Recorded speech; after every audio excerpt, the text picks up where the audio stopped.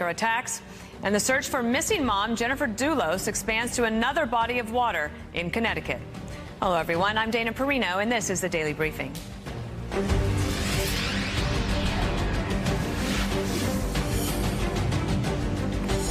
The Trump administration says Iran is responsible for an attack on two tankers near the Strait of Hormuz. As the U.S. Navy releases new video, it says is an Iranian patrol boat removing an undetonated mine from one of the ships. National security correspondent Jennifer Griffin has the latest from the Pentagon. Jennifer? Dana, U.S. officials tell me 4 tugboats contracted to pull the Norwegian-owned tanker, one of 2 tankers damaged in attacks Thursday, have been prevented from doing so by Iranian gunboats that have surrounded the stricken tanker.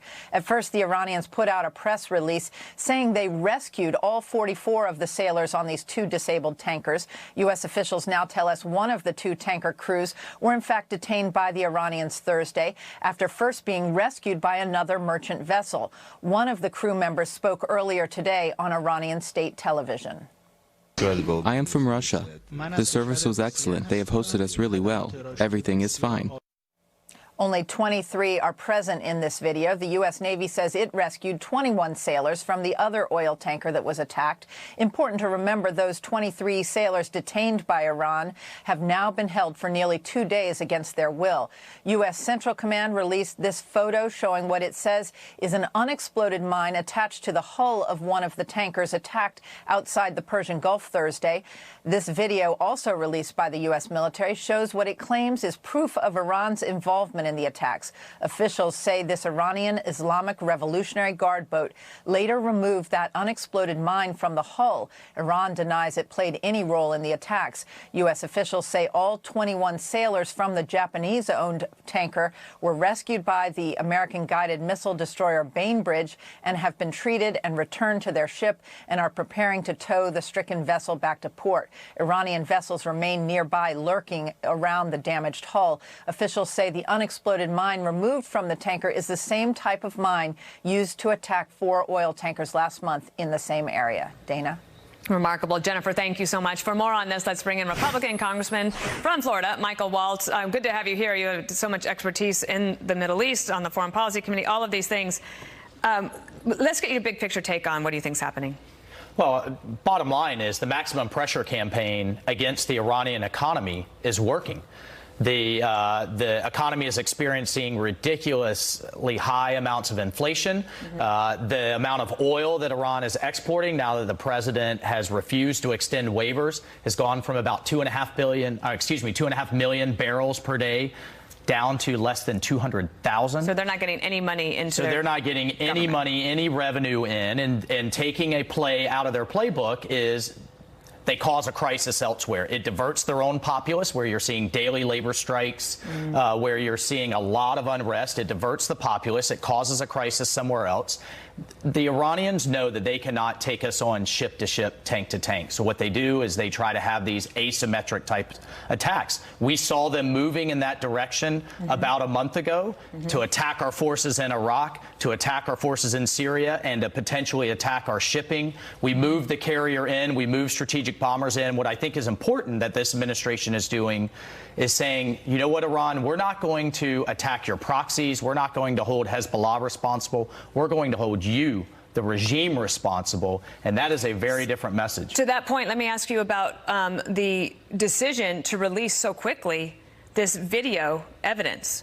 Because that's a little bit unusual, but it's pretty persuasive. Well, it is. It exposes how we got the video in terms of what type of collection assets we have. But I think it's incredibly persuasive on the world stage. And that is where this is going to be decided. So the question is, what next? And I'll take us back to the 1980s when Iran did this before, when they attacked global shipping in the Straits of Hormuz.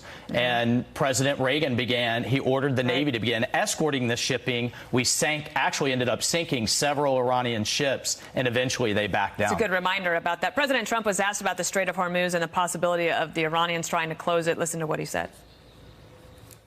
They're not going to be closing it. It's not going to be, if it's closed, it's not going to be closed for long. And they know it. And they've been told in very strong terms. And we want to get them back to the table if they want to go back. I'm ready when they are.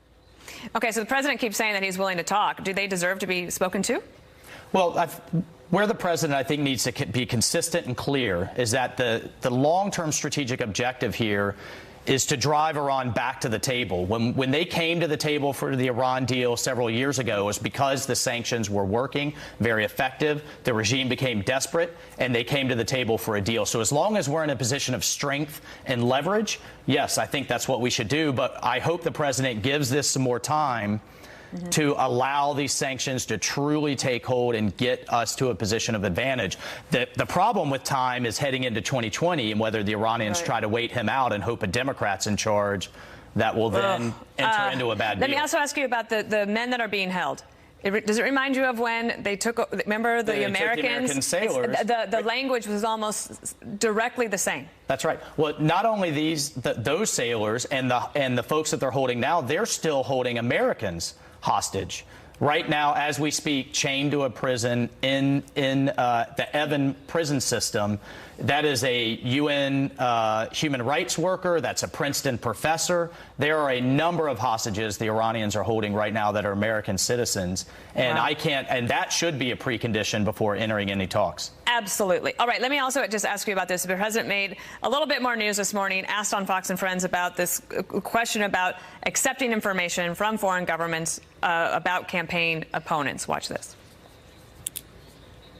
I don't think anybody would present me with anything, Ben, because they know how much I love this country. Nobody's going to present me with anything, Ben.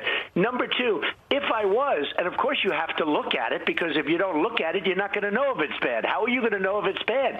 But of course you give it to the FBI or report it to the Attorney General or somebody like that. In the original interview, the president also brought up Congress and said this about what members of Congress do. But when somebody comes up with Oppo research, right, they come up with Oppo research, oh, let's call the FBI. The FBI doesn't have enough agents to take care of it. But you go and talk honestly to congressmen. They all do it. They always have. And that's the way it is. It's called Oppo research.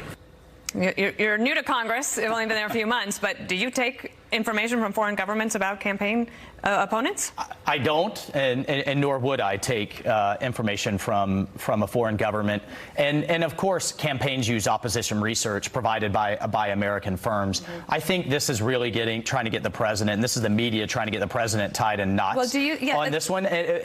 We did have a 2-year investigation that did clear his campaign or him of any type of collusion with a foreign hostile power. I mean, I think we have to keep that in mind. These are hypotheticals. And there are some who say that this is a stupid controversy because it's the Democrats who try to get information from the Steele dossier, which was coming from foreign governments. That's right, which did come from foreign governments. 2 points here. One, we have to keep a very bright line between all of this kind of smoke and controversy here and the fact that the Russians have and are continuing to try to interfere and undermine our electoral system by hacking into systems, by altering our database, and through a number of and they successfully penetrated 2 counties in the state of Florida. And we must stay on top of that. We must keep that distinct from all of this controversy. And 2, I have to tell you, when I talk to Floridians, they're not talking about any of this. No, they're talking about water, infrastructure, health care. Out on the campaign trail, 2020 Democrats, they're not talking about it. They're not talking about this at all. Not even entering their mind. I'm glad you were here in New York. Glad to have you. Congressman Michael Waltz of Florida. Thank you. The first Democratic debate now taking shape. The DNC unveiling the lineup of candidates who qualified and which night, very important, that they will appear at the pivotal event later this month. Peter Doocy breaks it all down from Washington. So, Peter, did this drawing go the way that the DNC described that it would? Not exactly, Dana, because the DNC had been weighting different candidates based on their polling, trying to spread the top contenders out across 2 nights. But they wound up with 4 of the top 5 on the same stage. So that means the candidates who will get the first crack at the frontrunner Joe Biden include Bernie Sanders, Pete Buttigieg, and Kamala Harris. They are going to share a stage with the former VP. Also there, Kirsten Gillibrand, Michael Bennet, Eric Swalwell, and outsider candidates Marianne Williamson and Andrew Yang. That is going to be night number 2. And it's going to follow the first night where the other qualifiers are going to debate. The polling leader there, Elizabeth Warren, she will be debating Cory Booker, Beto O'Rourke, Amy Klobuchar, John Delaney, Tulsi Gabbard, Julian Castro, Tim Ryan, Bill de Blasio, and Jay Inslee in Miami. Dana. So how did the DNC and NBC arrive at these two particular lists? NBC picked these candidates the old-fashioned way by writing names on a piece of paper and pulling the names out. And it happened behind closed doors off camera, but a representative from each campaign was invited to attend. Each of the debates in Miami is going to be 2 hours long. And before commercial breaks are taken into account, if questions and answers are divided evenly, that adds up to about 12 minutes of talking time for each person beginning 12 nights from tonight. Dana. That's like the amount of time you get every night on the 5. You got to use it wisely. All right, Peter Doocy, thank you so much. And ahead, I'll speak with Sochi Hinojosa about the first debates, who is perceived to gain or lose with this 2-day format. And President Trump addressing whether he'll fire Kellyanne Conway, Sarah Sanders' departure, and Don McGahn. We'll go to the White House up next. Confused during his testimony in the Russia investigation, McGahn telling Special Counsel Robert Mueller that the president wanted Mueller removed from the position because of perceived conflicts of interest. Kevin Corke is live at the White House with more. So, Kevin, what did the president mean when he said that McGahn's testimony didn't matter? Well, to hear him tell it, Dana, it doesn't matter, because if McGahn didn't understand what the president himself meant, or if he misremembered, then it doesn't relate to him specifically anyway. Now, that said, I think it's also fair to say that there are still a number of questions, Dana, about exactly what the president said to the White House counsel and how it came to be that McGahn interpreted the idea that Mueller, who the president has repeatedly called conflicted, was in fact the target of the president's ire. In an exclusive interview with ABC News' George Stephanopoulos, the president tried to explain why he thought McGahn would say something that either wasn't true or reflected a poor understanding of his comments. Because he wanted to make himself look like a good lawyer, or he believed it because I would constantly tell anybody that would listen, including you, including the media, that Robert Mueller was conflicted. Robert Mueller had a total conflict of interest. I didn't say that. Now, that's important because it would appear then, based on what McGahn said, Dana, that this would reflect a possible instance of obstruction of justice. That's what critics say. The White House says that's simply not the case. Every day, there's something else on that one. Meantime, the Office of Special Counsel is suggesting that the president actually fire Counselor Kellyanne Conway for violating the Hatch Act. What are you hearing about that? Well, listen, not only is the president rejecting that suggestion, he's also going so far as to say, listen, it is unfair to hold her to a standard when she was merely answering a question. People ask you about a candidate, she's going to talk about it. It's her right as an American. Now, that said, I thought it was fair to clarify what the Office of Special Counsel meant. And so let me share this soundbite from the special counsel himself. Listen here. We do not dispute that Ms. Conway has the right to free speech. In fact, OSC is committed to upholding free speech rights for all Americans. What we are saying is that there are some limits on that free speech while she is on duty to ensure that we have this depoliticized workforce. Now, for the folks at home, the Hatch Act, which you're going to hear a lot about, limits what government employees can and can't do with respect to political activities. But to hear the president tell it, listen, Kellyanne was answering a question, and for him, this is a free speech issue. As for firing her, he said this.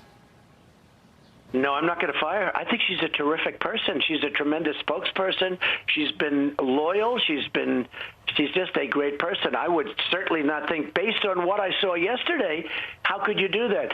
They have tried to take away her speech, and I think you're entitled to free speech in this country.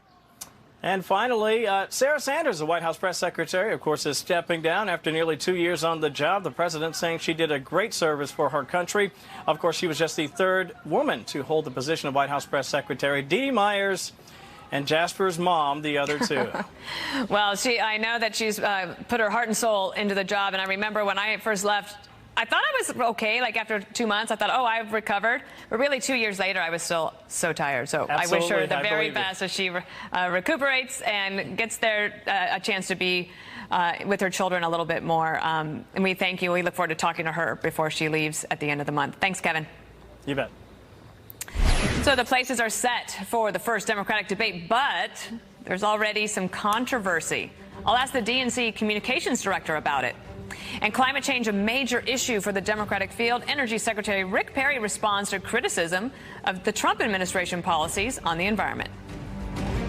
the mix of high and low polling contenders.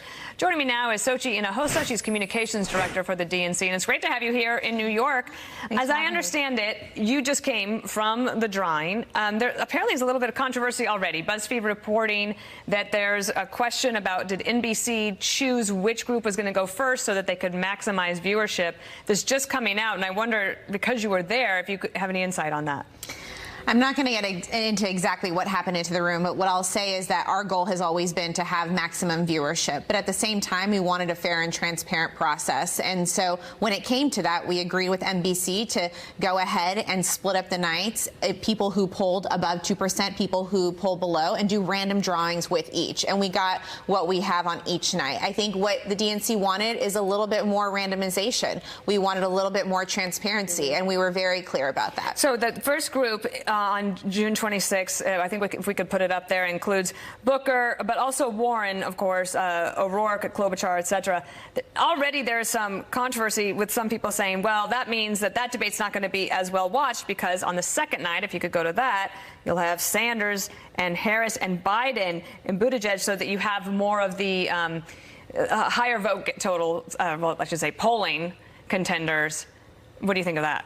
I think both nights will get amazing viewership. I think that we're already starting to hear people are extremely excited about these candidates, and I think that they're both very strong lineups. I think that you will also hear candidates respond to each other on various nights. I was surprised that you only get a minute to answer and 30-second follow-up. Like, look, I do TV for a living. That's really hard. It is very hard, but I think it'll be interesting to see whether or not candidates, they're not going to just stick to the people on their stage that night. They're going to talk about their ideas, and then they're going to react to other nights, but they're also going to try to cut through and try to see if they can make an impression so that their polling can go up, so they can get more grassroots donors and make future stages. So there are some people that didn't make the debate. They're a little bit upset. Governor Steve Bullock's office certainly put out a statement, and then there was this ad that just ran. I'll have you watch this.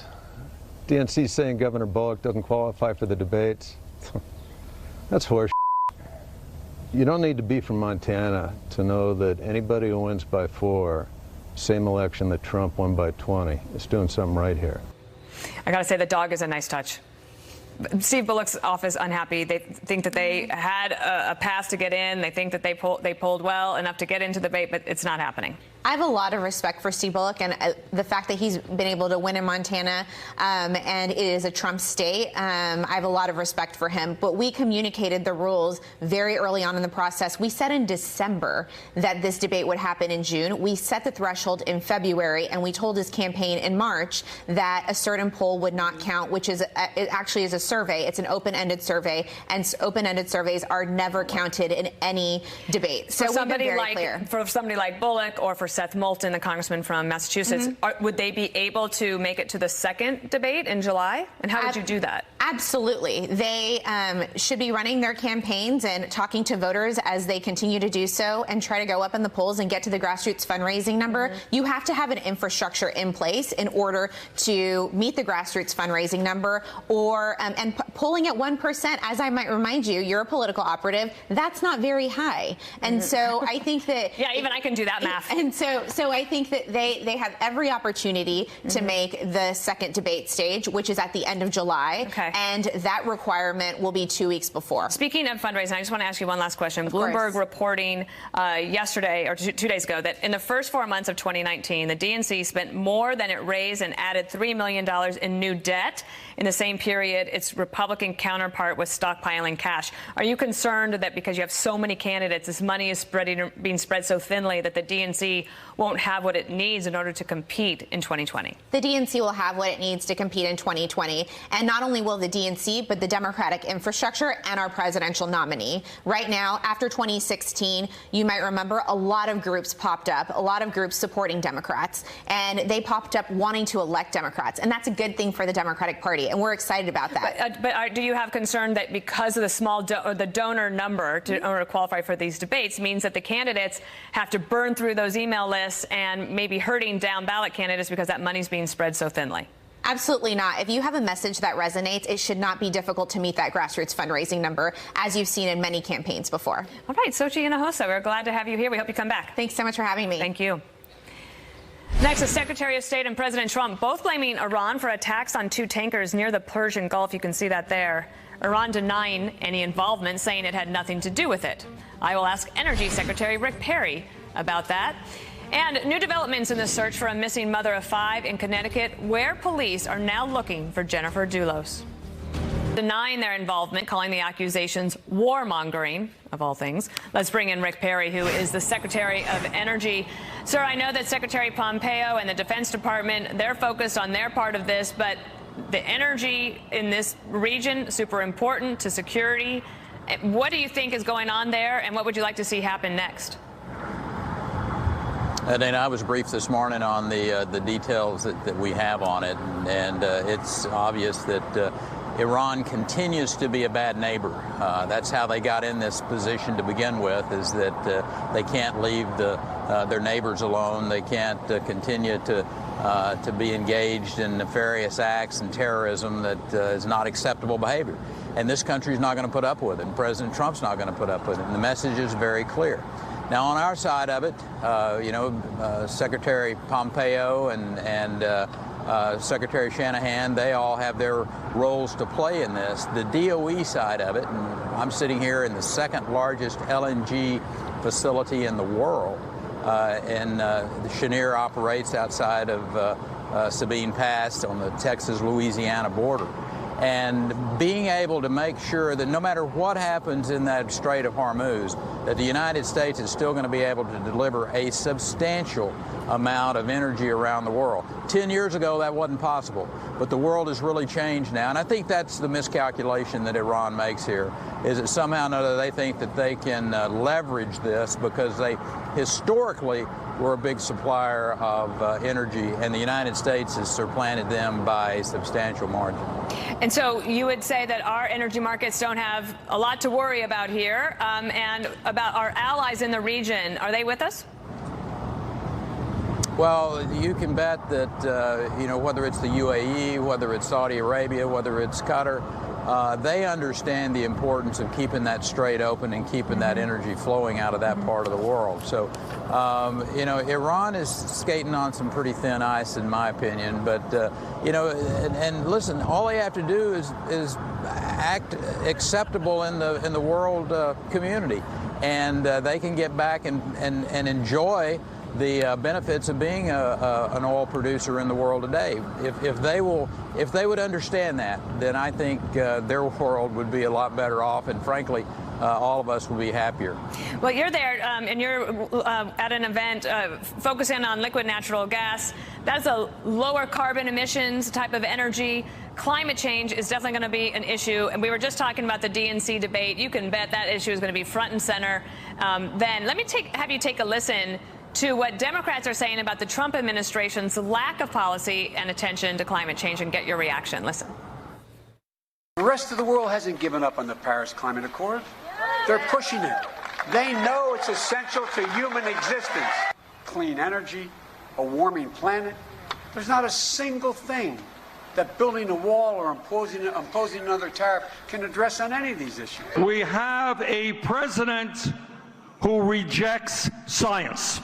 So I say to Donald Trump and the fossil fuel industry, climate change is not a hoax, but is an existential threat to our country and the planet. I am angry that we have a president who goes out and lies to the American people, calls this a climate hoax, and says that wind turbines cause cancer. We know they cause jobs, and I have a vision to put 8 million people to work and save these people from the ravages of this monster. Mr. Secretary, that's just a small sampling of what is out there against the president. I'll give you a chance to respond about the president's approach to climate change. Yeah, well, here's the facts. The United States is the only country in the world that's really leading in the reduction of energy-related emissions, down some 14%. The U.S. And our LNG that is supplanting those older, inefficient power plants in Europe is doing more to help the climate than any other country in the world. When you add our civil nuclear program, as a matter of fact, we just signed an agreement to help expand the Polish civil nuclear program. We're going to be working with them, and that's zero emissions. I hope the Democrats will talk about zero emission, low emission fuels, which the United States is leading the world in.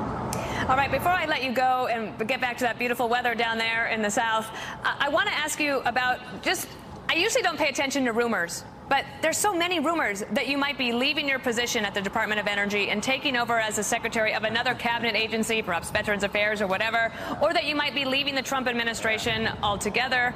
How do you want to respond to those accounts from unnamed sources? Well, I think you touched the proper key phrase there, is that the rumors run rampant from time to time. And I got this great job, this most interesting job. Matter of fact, the most interesting job I've ever had. Not the best job, that would be governor. But listen, there are going to be people that surmise that I'm going over to the Veterans Affairs. I was going to go take DHS, that I would be, headed to DOD. And the fact is this: I've got this great, fabulous, interesting job, and we're making a real difference around the world. So I'm excited about being able to help the president put his agenda in place and making sure that American energy is having a great impact all around this globe. It's a great time to be the Secretary of Energy. All right. Well, then if that changes, give us a call. Energy Secretary Rick Perry, thank you. You're welcome. So long, Dana. And it's time for our campaign trail mix. First up, former Vice President Joe Biden blasting Amazon for not paying enough taxes, tweeting, "I have nothing against Amazon, but no company pulling in billions of dollars of profits should pay a lower tax rate than firefighters and teachers. We need to reward work, not just wealth." Well, Amazon fired back, tweeting, "We've paid $2.6 billion in corporate taxes since 2016. We pay every penny we owe." Meanwhile, Senator Kirsten Gillibrand announces that fellow presidential candidate Massachusetts Congressman Seth Moulton signed her pledge to not use any stolen or hacked material during the campaign. Of course, Moulton just not making that debate at the end of the month. Jennifer Dulos, she was last seen dropping her children off at school exactly 3 weeks ago today. And as the search for her intensifies in Connecticut, a new report says a pickup truck owned by her estranged husband's company was in her town on the day she disappeared. Laura Ingle is following the story for us in New York. Laura?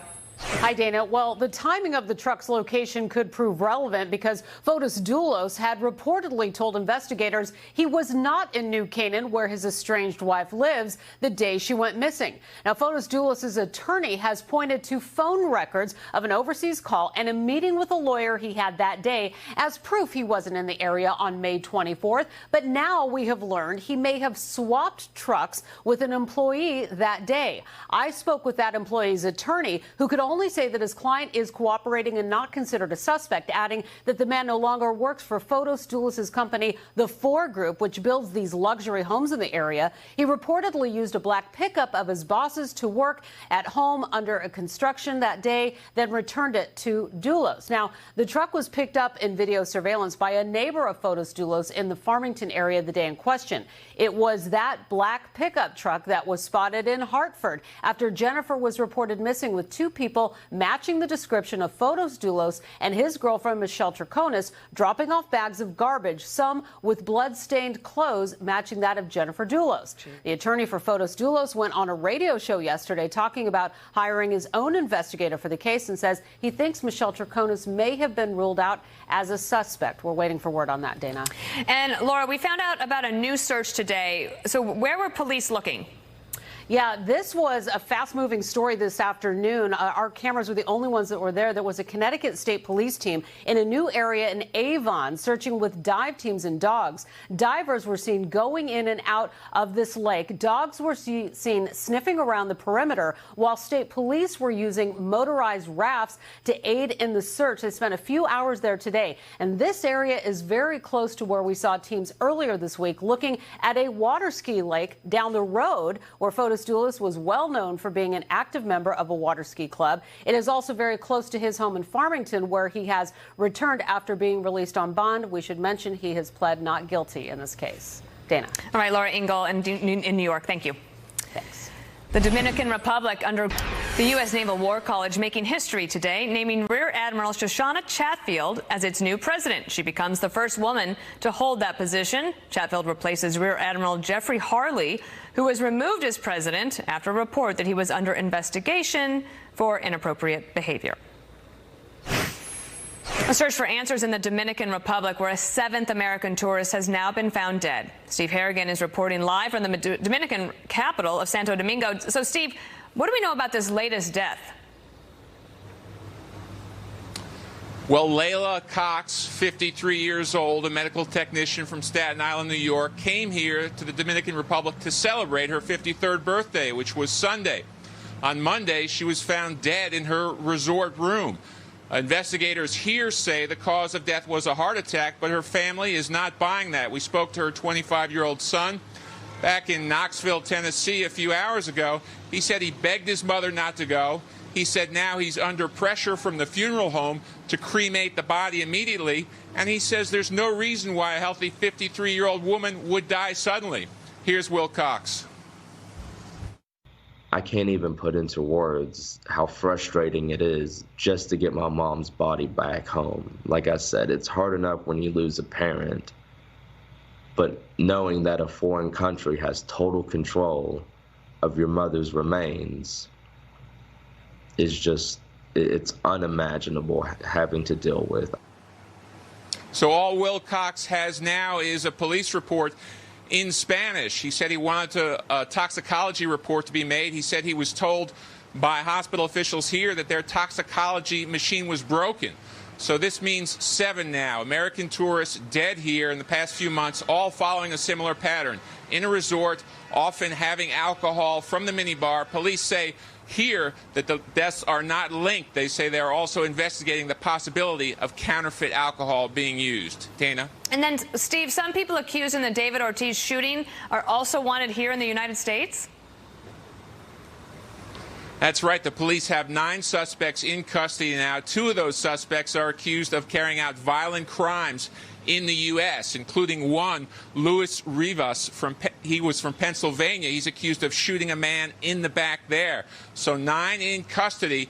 And right now, Ortiz is still in Boston, where he is continuing his recovery after being shot once in the back. Dana? All right, Steve Harrigan, thank you. We'll keep in touch with you on all of those developments. Appreciate it.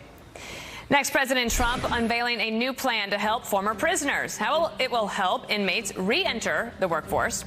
And last night, I had the honor to chair the Canine Companions for Independence Gala. Hear how one service dog changed this veteran's life. I don't know how to put it into words what Miller means to me and my family, but I'll try. Miller is a doer. He wakes up every morning and looks at me. Come on. Let's go. Let's do something. Help inmates get jobs. This includes a rideshare partnership that would get them to interviews. My mom made a commitment because she wanted me to understand that there was life after prison. Even once I came home, it was still very challenging for me to get a job. I'm so grateful to be a small part of the solution because we do understand that this crisis is huge. But with you guys' leadership, I feel very, very optimistic about the future of employment. Tyrus, Fox News contributor and Fox Nation host. He joins me now. So this was a great event yesterday, I thought, at the White House, and it's a good example of how a president can showcase something like this and have these guys come in. Kim Kardashian was there. That was a big deal, and she announced that she's going to start this rideshare partnership to help formerly incarcerated people with a gift card so that they can get to the job interview, because sometimes that's even a problem. Yeah, I mean, when you can't necessarily get your driver's license or have the funds to get a car loan or even be accepted for a car loan, it's very difficult sometimes to get where you need to go.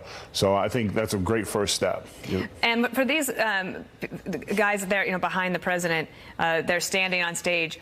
What that must mean for them, right, in terms of self-esteem and dignity, and that you have somebody like the president of the United States believes in me, that I could have a second chance. I think redemption is really the American way, and for a long time it seemed to be for certain aspects of our society, it's not allowed. And I'm glad to see that we're starting to open, that people can make mistakes, pay for their mistakes, and be allowed to have a fresh start and a fresh opportunity to put those mistakes behind us. It was really great to see Matthew Charles, who we had talked about on this show quite a bit. And then, of course, he's famous now, and he should be. But he was there sitting next to Kim Kardashian. He was there with the president and getting his life back on track. And there he is there on the left. All right. Also, we got to talk about last night. Yeah, we do. Because that was pretty fun.